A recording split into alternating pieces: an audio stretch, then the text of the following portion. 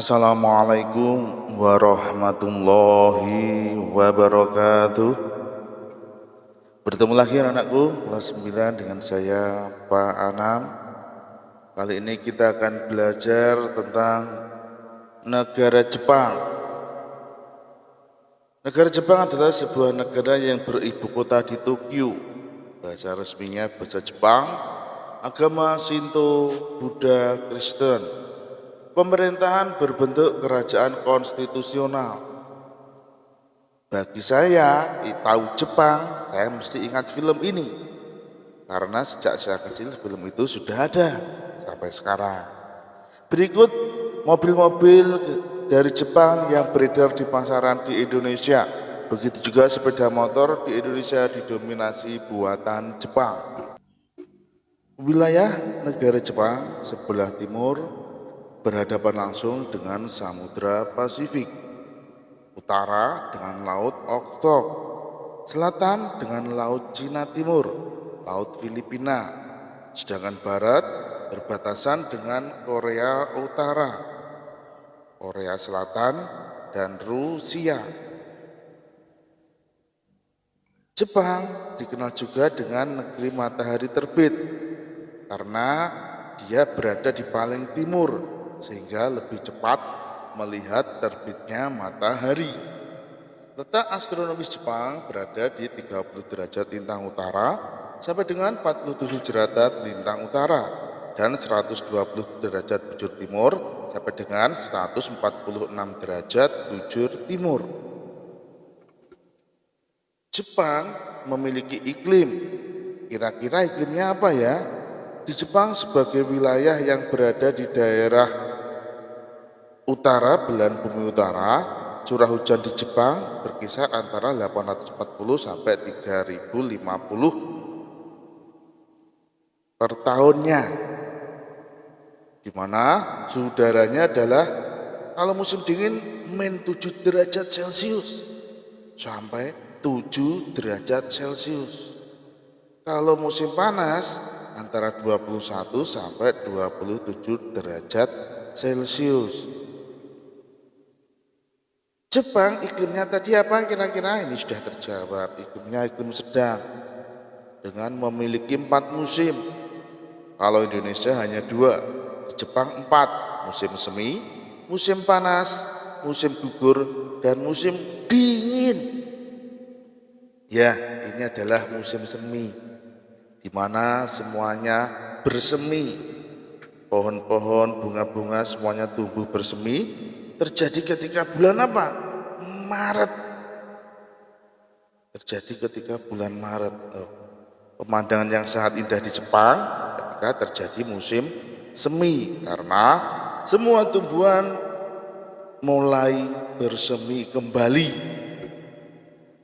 Setelah musim semi, ada musim apa?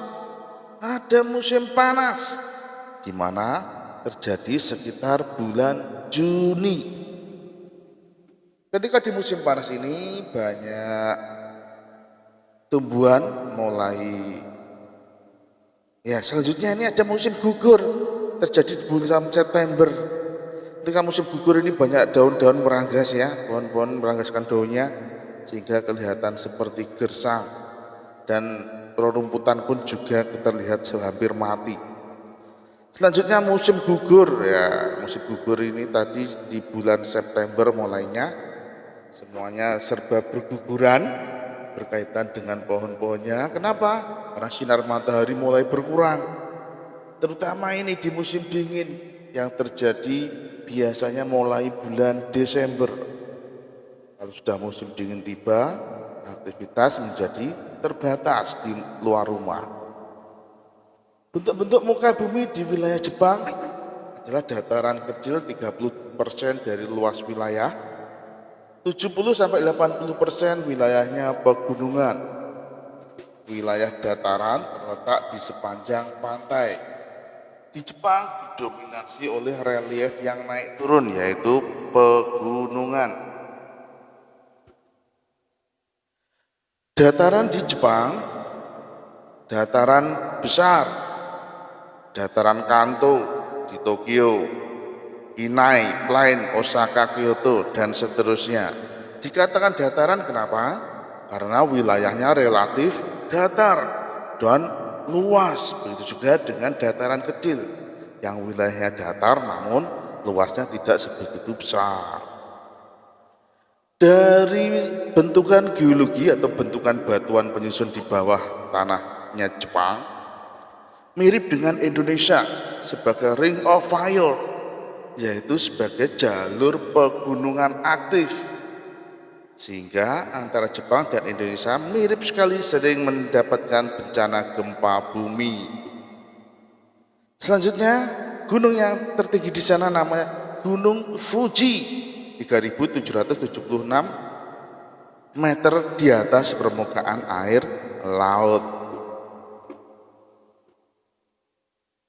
Sumber daya alam di Jepang tidak semewah, tidak sebanyak, tidak seluar biasa Indonesia. Jepang termasuk negara dengan sumber daya alam yang minim. Sumber daya paling utama di sana adalah air terjun yang disebut sebagai batu bara putih. Namun di sana juga ada batu bara, tapi jumlahnya sedikit. Ada juga timah, ada juga seng. Selanjutnya terlihat lagi maan, bukan maem lo ya, maan. Ada tungster juga, ada antimoni, bukan antibodi. Selanjutnya di situ juga ada krom. Krom, ya itu adalah contoh barang tambang sumber daya alam yang ada di Jepang. Ada lagi di situ adalah belerang. Namun di sana jumlahnya relatif tidak banyak seperti yang ada di Indonesia.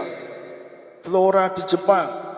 Jepang termasuk negara beriklim sedang, sehingga di sana ada banyak flora yang kalau dibandingkan dengan Indonesia jelas-jelas masih banyakkan Indonesia. Bisa kalian lihat sendiri jenis flora di sana. Itu ada bambu sehingga disebut juga sebagai negeri tirai bambu. Wah. Bahkan nama-nama floranya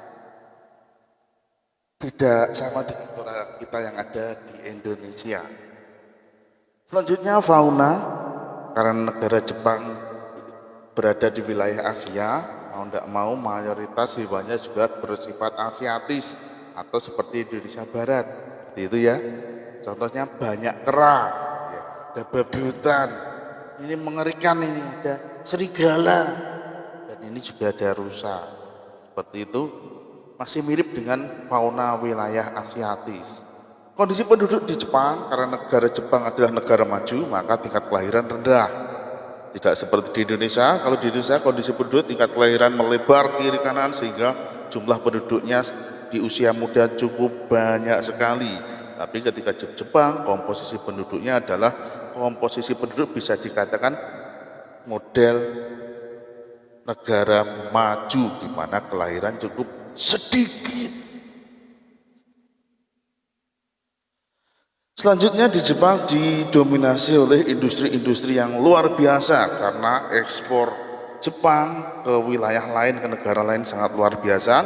Apalagi Jepang juga menerapkan politik dumping, di mana menjual barang di luar negeri lebih murah daripada barang di dalam negeri. Sehingga tidak salah, sejak tahun 45 di Indonesia sudah mengenal produk-produk Jepang. Ketika Jepang menjajah menduduki Indonesia tahun 1942 dan 1945, Jepang meninggalkan Indonesia. Tentunya juga banyak kendaraan-kendaraan Jepang yang ditinggal di Indonesia waktu itu. Penduduk Jepang ada banyak etnik di sana, yang jelas beretnik kulit putih, mata sipit. Begitu juga dengan agamanya, masih seperti tadi, Shinto, Buddha, Kristen, dan sedikit agama lainnya. Sebagai negara maju, tentunya Jepang memiliki keunggulan yang luar biasa, ditunjang dengan iklim yang sedang tadi, membuat cuaca udara di Jepang sangat cocok untuk belajar, cocok untuk bekerja, dan cocok untuk aktivitas yang baik. Bahkan usia harapan hidup sampai 86 tahun.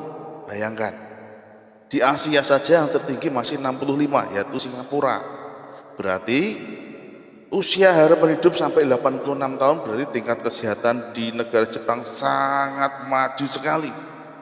Maka dari itu, ayo ketika orang lain meragukanmu, yang harus kamu lakukan adalah percaya pada dirimu sendiri dan buktikan kemampuanmu. Terus semangat belajar, terus menjadi insan yang menjadi dibanggakan oleh orang tua, dan menjadi pribadi yang baik yang selalu menebarkan kebaikan dan menjadikan tauladan bagi keluarga dan menjadi banggaan orang tua sebagai anak yang soleh dan solehah.